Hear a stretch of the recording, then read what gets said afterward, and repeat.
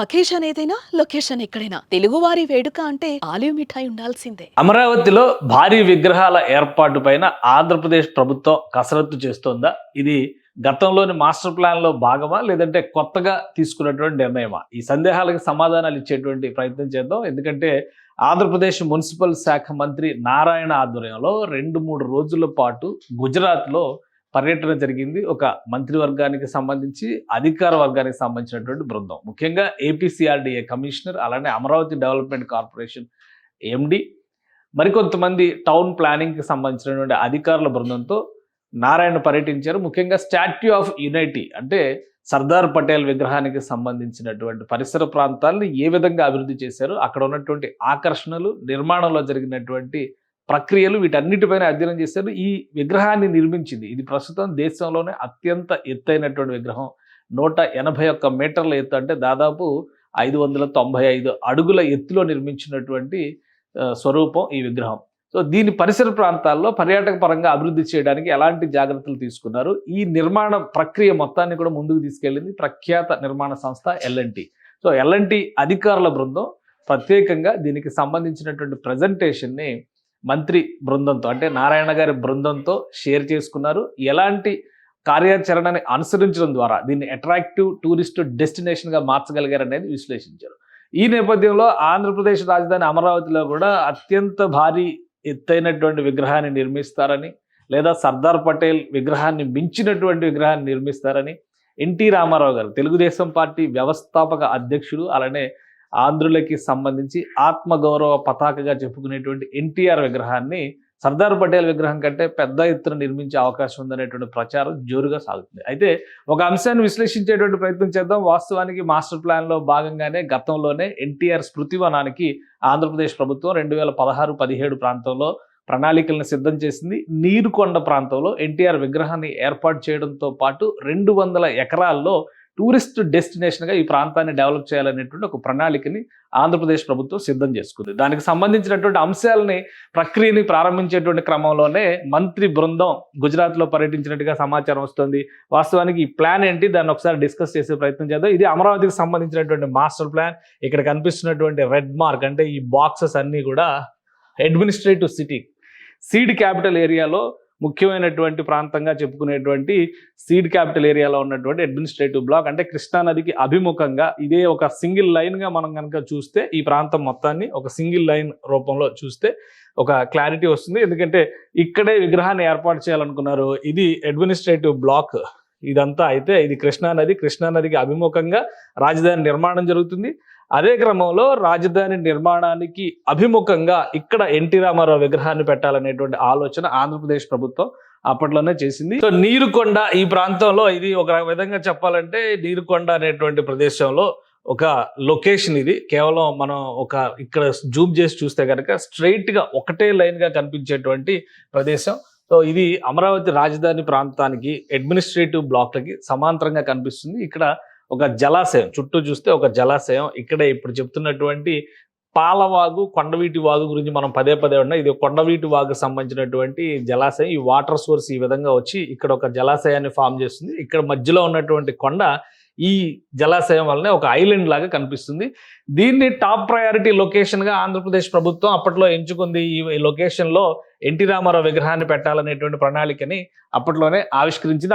ఆ విగ్రహం ఏ విధంగా ఉంటుంది, ఎందుకు సర్దార్ పటేల్ విగ్రహాన్ని అధ్యయనం చేయాల్సినటువంటి అవసరం ఉంది, ఈ అంశాన్ని కూడా మనం ఒకసారి తెలుసుకోవాల్సినటువంటి అవసరం ఉంటుంది. ఎందుకంటే అంత పెద్ద విగ్రహమా ఇది అనేటువంటి సందేహాలు చాలా మందికి ఉంటాయి. కాబట్టి ఆ సందేహాలకు సంబంధించినటువంటి సమాధానాన్ని తెలుసుకునే ప్రయత్నమే ఇది. ఎన్టీ రామారావు విగ్రహానికి సంబంధించి నీరుకొండ ప్రాంతంలో రాష్ట్ర ప్రభుత్వం ప్రణాళిక వేసినటువంటి ఈ నిర్మాణాన్ని ఒకసారి మనం చూద్దాం. ఇది ఒక భారీ వ్యవస్థగా, అంటే పార్కులు, మల్టీప్లెక్స్లు, ఒక డిఫరెంట్ టూరిస్ట్ డెస్టినేషన్గా దీన్ని డెవలప్ చేసేటువంటి ప్రక్రియని ఆంధ్రప్రదేశ్ ప్రభుత్వం చేసింది. ఇది ఎన్టీఆర్ విగ్రహానికి సంబంధించి అప్పట్లో ఆంధ్రప్రదేశ్ ప్రభుత్వం చేసినటువంటి నమూనా డిజైన్. ఈ డిజైన్ ఒకసారి మనం పరిశీలించి చూస్తే కనుక, ఈ ఎత్తైనటువంటి పీఠం పైన ఎన్టీ రామారావు విగ్రహాన్ని ఇక్కడ ఏర్పాటు చేయాలనుకున్నారు. అప్పట్లో వేసినటువంటి అంచనా 60 మీటర్లు. అంటే ఇప్పుడు సర్దార్ పటేల్ విగ్రహం మొత్తంగా చూస్తే 181 మీటర్ల దాకా ఉంటుందని చెప్పిన లెక్క. ఇది చూస్తే 60 మీటర్లు ఉంటుంది. అంటే అడుగుల లెక్కను చూసినప్పుడు దాదాపు 195 అడుగుల వరకు ఈ విగ్రహం ఉంటుంది. కింద బేస్మెంట్ ఒక 30 మీటర్ల వరకు 31 మీటర్లు ఉంటుందని చెప్పని అప్పట్లో అనుకున్నారు. సో మొత్తం కూడా ఒక కొండ పైన కొండ అంచున ఏర్పాటైనటువంటి విగ్రహంగా కనిపిస్తుంది. ఈ కొండ మొత్తాన్ని కూడా టూరిస్ట్ స్పాట్ గా డెవలప్ చేయాలనేటువంటి ఆలోచన ప్రణాళికని అప్పుడు రాష్ట్ర ప్రభుత్వం చేసింది. సో మొత్తం దీన్ని ఒకసారి మనం పరిశీలిస్తే అసలు ఈ ప్రాజెక్ట్ లో ఏ ఏ అంశాలు ఉన్నాయి, ఏవి అట్రాక్షన్స్ ఉన్నాయి, ఎందుకు అంత పెద్ద విగ్రహాన్ని స్టడీ చేయాలనేటువంటి ఆలోచన రాష్ట్ర ప్రభుత్వం చేసింది అనే విషయాన్ని మనం ఒకసారి విశ్లేషించి చూస్తే కనుక టోటల్ గా 200 ఎకరాల ప్రాంతంలో విస్తరించి ఉన్నటువంటి ప్రాంతం ఇది. ఈ 200 ఎకరాల భూభాగంలో కూడా దాదాపుగా 15 నుంచి 20 ఎకరాల్లో విగ్రహం ఏర్పాటు జరుగుతుంది. మిగతా ప్రాంతం మొత్తాన్ని కూడా ఒక టూరిస్ట్ డెస్టినేషన్ గా మలచాలని అప్పట్లోనే రాష్ట్ర ప్రభుత్వం ప్రణాళికని సిద్ధం చేసుకుంది. మొత్తం మీద 450 కోట్ల రూపాయలతో ఈ ప్రణాళికను అమలు చేయాలని చెప్పని భావించింది. చూస్తే కనుక విగ్రహం ఒకవైపు నుంచి విగ్రహం, ఇంకోవైపు చుట్టూ వాటర్ సోర్స్ ఉంటుంది కాబట్టి ఒక రివర్ ఫ్రెండ్లీ అట్మాస్ఫియర్ క్రియేట్ చేయాలి, అక్కడ ఆహ్లాదకరమైనటువంటి వాతావరణాన్ని తీసుకురావాలనేటువంటి ఆలోచన చేసింది. అంతర్జాతీయ స్థాయిలో విగ్రహాల నిర్మాణంలో ఎలాంటి ప్రమాణాలు పాటిస్తారో దానికి అనుగుణంగా ఈ ప్రక్రియను చేయాలనేటువంటి ఆలోచన రాష్ట్ర ప్రభుత్వం చేసింది. దీనికి సంబంధించి ఒక 3 నమూనాలని L&T కంపెనీనే అప్పట్లో ఆంధ్రప్రదేశ్ ప్రభుత్వానికి సరఫరా చేసింది. వీటన్నిటిని పరిశీలించినాక ఈ డిజైన్ని రాష్ట్ర ప్రభుత్వం, అంటే ఇప్పుడు మనం చూసినటువంటి నీరుకొండ విగ్రహానికి సంబంధించినటువంటి డిజైన్ని రాష్ట్ర ప్రభుత్వం ఫైనల్ చేసింది. అంటే అది ఫైనల్ చేసి అప్రూవల్ ఇచ్చేటువంటి క్రమంలోనే, పనులు ప్రారంభించేటువంటి క్రమంలోనే ప్రభుత్వాలు మారడం, టోటల్గా ఈ వ్యవస్థ అంతా కుంటుపడ్డం. ఇదిగో చూస్తే ఇక్కడ నుంచి అమరావతికి ఒక సైట్ అనమాట. అంటే అమరావతికి ఏ విధంగా ఇది ఒక డైరెక్ట్ అభిముఖంగా ఉన్నటువంటి సైట్గా మారుతుంది. ఇది అమరావతి నగరంలోంచి వెళ్ళేటువంటి క్రమంలో ఎన్టీఆర్ విగ్రహం ఆ విధంగా దర్శనం ఇచ్చేటువంటి అవకాశం ఉంటుంది. ఒక కొండ రూపంలో, నీరు కొండ అనేటువంటి ప్రాంతంలో కొండ రూపంలో డెవలప్ అయి ఉన్నటువంటి ఐలాండ్ అది. ఆ ఐలాండ్ని ఒక సహజ సిద్ధంగా ఏర్పడినటువంటి సరస్సు మధ్యలో ఉన్నటువంటి ఐలాండ్, దాన్ని ఒక టూరిస్ట్ డెస్టినేషన్గా మార్చాలి, ఒక పెద్ద యాంఫీ థియేటర్ కట్టాలి, అలానే అక్కడ రెస్టారెంట్లు కానీ, అలానే ఫుడ్ కోర్ట్స్ లాంటివి, ఇంకా ఇతర రిక్రియేషన్స్ని ఏర్పాటు చేయాలనేటువంటి ఆలోచన చేసింది.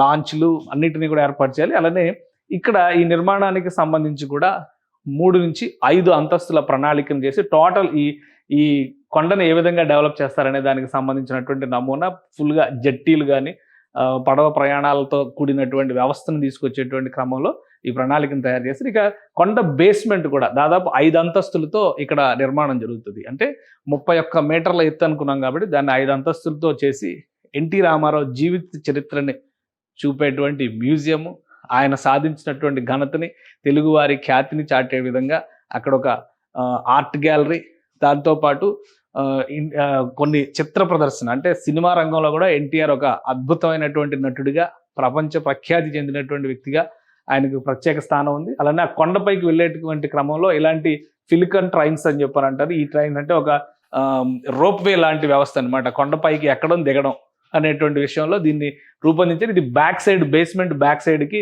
ఒక స్టేషన్ నిర్మిస్తారు. ఆ చిన్న ట్రైన్ ట్రాక్స్ ఏర్పాటు చేయడం ద్వారా ఆ స్టేషన్ ద్వారా పైకి వెళ్ళచ్చు. అలానే కింది అంతస్తు నుంచి, దిగువ అంతస్తు నుంచి మెట్ల మార్గం, లిఫ్ట్లు, ఎస్కలేటర్లు ఇవన్నీ కూడా ఏర్పాటు చేస్తారు. బ్యాక్ సైడ్లో ఇది మొత్తం 5 అంతస్తుల ప్రణాళికగా చెప్పుకుంటే కనుక ఫస్ట్ ఫ్లోర్, థర్డ్ ఫ్లోర్ మొత్తం కలిపి 1,00,000 SFTకి పైగా ఈ ప్రాంగణంలో అవైలబిలిటీ ఉంటుంది. ఆ 1,00,000 SFTని వివిధ రకాల ప్రదర్శనల రూపంలో ఆంధ్రుల సంస్కృతి వైభవం దగ్గర నుంచి, తెలుగు సినిమా చరిత్ర దగ్గర నుంచి అనేక అంశాలతో కూడినటువంటి మ్యూజియం కింద దీన్ని మలుస్తారు. స్ట్రక్చరల్గా మధ్యలో చూస్తే ఒక సింగిల్ పిల్లర్ తరహాలో దీన్ని నిర్మాణం చేసి వాటి నుంచి ఎస్కలేటర్ల తరహాలో ఏర్పాటు చేస్తారు. మొత్తం ఇక్కడ మనం విగ్రహం సైజు, హైట్ కూడా మనం అర్థం చేసుకోవచ్చు. ఇది చూస్తే 60 మీటర్ల ఎత్తులో శ్రీ నందమూరి తారక రామారావు స్టాట్యూ ప్లానింగ్. ఇక్కడ మాత్రం పోడియం ఉంటుంది. ఇక్కడ టాప్ టెర్రస్, అంటే ఓపెన్ టెర్రస్, ఇక్కడ విజిటర్స్ ఇక్కడ నడవడానికి ఉంటుంది. ఈ విగ్రహం పైన ఇదంతా కూడా ఒక కారిడార్ లాగా నిర్మిస్తారు. విగ్రహం పైన ఇక్కడ వరకు వెళ్ళేటువంటి అవకాశం ఉంటుంది. ఇంకో ప్రణాళిక కూడా ఉంది, విగ్రహం పైకి ఎక్కే విధంగా కూడా ప్రణాళిక ఏర్పాటు చేయొచ్చు అన్నారు. బట్ దాని మీద ప్రభుత్వం పెద్దగా ఇంట్రెస్ట్ చూపించలేదు. అలానే ఇక్కడ చూస్తే ఫంక్షనల్ రైల్వే, ఇది ఫెనిక్యులర్ రైల్వే ప్లాట్ఫామ్, అంటే ఇందాక అనుకున్నాం కదా అలా పైకి కిందకి వెళ్లే విధంగా ఆ ఫెనిక్యులర్ రైల్వే ప్లాట్ఫామ్ ఇక్కడ ఈ స్టేజ్ వరకు వస్తుంది. అంటే ఇది ఒక రకంగా 4th ఫ్లోర్ లాగా మనం చూడాల్సి ఉంటుంది. 3rd ఫ్లోర్ అవుతుంది ఇది. సో ఇక్కడ నుంచి పైకి మళ్ళీ వెళ్లాల్సిన అవసరం ఉంటుంది. ఇక మిగతా అంతా కనెక్టింగ్ బ్రిడ్జ్లు, ఎంట్రన్స్ కోర్టులు, ఇవన్నీ కనెక్టింగ్ బ్రిడ్జ్. 2nd ఫ్లోర్లో ఇక్కడ 2125 స్క్వేర్ మీటర్స్. అలానే మొత్తం ఈ టోటల్ ఏరియాను కనుక చూస్తే 1,00,000 SFTకి తగ్గకుండా ఈ ప్రాంగణాన్ని రూపొందించేటువంటి ఆలోచన చేశారు. మొత్తం ఫ్లడ్ ఏరియాని కూడా, అంటే కింద వరద నీరు ఎక్కువ వచ్చేటువంటి సందర్భంలో కొండవీటి వాగు నుంచి పాలవాగు నుంచి పెద్ద ఎత్తున కనుక నీళ్లు వస్తే కూడా ఈ ప్రాంగణానికి ఎలాంటి ముప్పు ఉండదు. కాబట్టి దాన్ని ఓవరాల్గా దాని డిస్టెన్స్, హైయెస్ట్ ఫ్లడ్ లెవెల్స్ ఇవన్నీ మానిటర్ చేసిన తర్వాతనే ఈ నిర్ణయం తీసుకుంది రాష్ట్ర ప్రభుత్వం. దీన్ని అమలు చేసేటువంటి బాధ్యత ఒక ప్రముఖ నిర్మాణ సంస్థకి ఇవ్వాలనేటువంటి ఆలోచన చేశారు. అప్పట్లో ఎల్ఎన్టీ ఈ అవకాశాన్ని చేజిక్కించుకుంది. ఎల్ఎన్టీ ఇచ్చినటువంటి ప్రపోజల్స్ పైన రాష్ట్ర ప్రభుత్వం కొన్ని మాడిఫికేషన్స్ చెప్పింది. వాటన్నిటిని పరిశీలించిన తర్వాత ఇది ఫైనల్ డిజైన్ కింద ఇంటి లోపల చూస్తే కనుక పెద్ద ఆడిటోరియము, సాంస్కృతిక కార్యక్రమాలు నిర్వహించేటువంటి వేదికలు ఇవన్నీ కూడా ఏర్పాటైనాయి. ఒక ఆడిటోరియము ఈ వీటితో పాటు ఒక డిజైన్ తయారు చేశారనమాట. సో మొత్తం ప్రాజెక్ట్ కాస్ట్ వచ్చి చూస్తే కనుక 450 నుంచి 500 కోట్ల రూపాయలు మాత్రమే అవుతుంది. ఎన్టీ రామారావు స్మృతివనం పేరుతో ఇది ఒక ప్రపంచ పర్యాటక క్షేత్రంగా మారే అవకాశం ఉంటుందని చెప్పని రాష్ట్ర ప్రభుత్వం అంచనా వేసింది. అలానే అమరావతికి అభిముఖంగా అన్న నందమూరి తారక రామారావు కనిపిస్తారనేటువంటి రీతిలో ఈ డిజైనింగ్ మొత్తాన్ని కూడా చేశారు. నైట్ వ్యూ ఇంకా అద్భుతంగా ఉంటుంది. ఇక్కడ నుంచి చూస్తే అమరావతిలో నిర్మిస్తున్నటువంటి అసెంబ్లీ టవర్, అక్కడ నుంచి కూడా వ్యూ పాయింట్ ఉంటుంది, స్కై పాయింట్.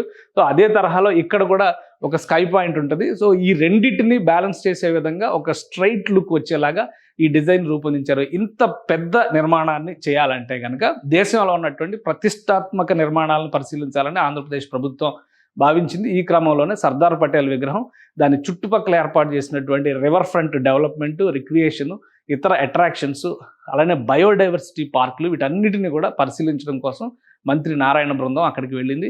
బహుశా ఎత్తులో కూడా ఏమీ మార్పులు ఉండకపోవచ్చు. గతంలో 60 మీటర్లు ప్రతిపాదించారు. చాలా మందికి రాజకీయపరమైనటువంటి సందేహాలు ఉన్నాయి. 60 మీటర్ల ఎత్తు అంటే దాదాపు 200 అడుగుల ఎత్తులో విగ్రహం ఉంటుంది. కాబట్టి అంత పెద్ద ఎత్తున 100 అడుగుల పైన ఉండేటువంటి ఏ విగ్రహానికైనా కానీ కేంద్ర ప్రభుత్వ అనుమతితోనే నిర్మాణం జరగాల్సినటువంటి అవసరం ఉంటుంది. సో ఈ అంశాలన్నింటినీ దృష్టిలో పెట్టుకొని కేంద్రానికి ఇది విన్నవించేటువంటి అవకాశం, ఆల్రెడీ ఇది అప్రూవ్డ్ ప్రాజెక్ట్. ఎందుకంటే నీరుకొండలో ఎన్టీ రామారావు స్మృతివనాన్ని ఏర్పాటు చేస్తామని గతంలోనే కేంద్ర ప్రభుత్వానికి ఇన్ఫార్మ్ చేశారు. అలానే ఆ పక్కనే ఉన్నటువంటి నేలపాడు దగ్గరలో ఒక ప్రాంతంలో, అంటే ఒక విధంగా చెప్పాలంటే SRM యూనివర్సిటీ, విట్ యూనివర్సిటీకి సమీపంలోనే అంబేద్కర్ స్మృతివనాన్ని ఏర్పాటు చేయాలని ఆల్రెడీ అక్కడ కొంత డెవలప్మెంట్ ప్రాసెస్ని కూడా ఆంధ్రప్రదేశ్ ప్రభుత్వం అప్పట్లో మొదలుపెట్టింది. అయితే జగన్మోహన్ రెడ్డి ప్రభుత్వం వచ్చిన తర్వాత అంబేద్కర్ స్మృతివనాన్ని అక్కడ ఆపేసి, ఎందుకంటే అది ఎడ్యుకేషన్ సిటీ పరిధిలో వస్తుంది, అంబేద్కర్ ఒక ఇన్స్పిరేషన్గా ఉంటారని చంద్రబాబు నాయుడు డిజైన్ చేశారు. దాన్ని ఆపేసి విజయవాడ సిటీలో జగన్మోహన్ రెడ్డి ప్రభుత్వం పెట్టింది. కాబట్టి దానికి కూడా 125 అడుగుల విగ్రహానికి అప్పుడు పర్మిషన్ తీసుకున్నారు. సో ఈ ఎటువంటి విధంగా చూసినా కానీ 100 మీటర్ల పైన ఉండేటువంటి విగ్రహాలకైతే మాత్రం కేంద్ర ప్రభుత్వం అనుమతి తీసుకోవాల్సి ఉంటుంది. ఇది కేవలం 60 మీటర్లలో డిజైన్ చేశారు కాబట్టి అప్పట్లోనే ఈ అప్రూవల్స్ అన్నీ కూడా క్లియర్ అయిపోయినాయి. కానీ ఇప్పుడు నిర్మాణ ప్రణాళిక ఏ విధంగా ముందుకు తీసుకెళ్ళాలి, అలానే స్పీడ్ ఆఫ్ డూయింగ్ బిజినెస్ అనేటువంటి పదాన్ని ప్రతిదానికి అన్వయిస్తూ వీలైనంత వేగంగా ఈ ప్రాజెక్ట్ని అమల్లోకి తీసుకురావడం పైన అధ్యయనం చేసేందుకే మంత్రి నారాయణ బృందం గుజరాత్లో పర్యటించి అమరావతికి చేరుకున్నట్టుగా సమాచారం ఉంది. సో అతి త్వరలో, అంటే ప్రధానమంత్రి నరేంద్ర మోడీ పర్యటన సందర్భంలో ఈ ప్రాజెక్టుకు కూడా వర్చువల్గా శంకుస్థాపన చేసేటువంటి అవకాశాలు పుష్కలంగా ఉన్నాయి. రాష్ట్ర ప్రభుత్వం ప్రతిష్టాత్మకంగా తీసుకుంది. పైగా ఇది రాజధాని ప్రాంతానికి దక్షిణ భాగాన చివరి కొనలో ఉండేటువంటి ప్రదేశం కాబట్టి ఆ ప్రాంతంలో డెవలప్ చేస్తే కనుక రాజధాని అవుట్స్కట్స్ కూడా వేగంగా అభివృద్ధి చెందడానికి అవకాశం ఉంటుంది.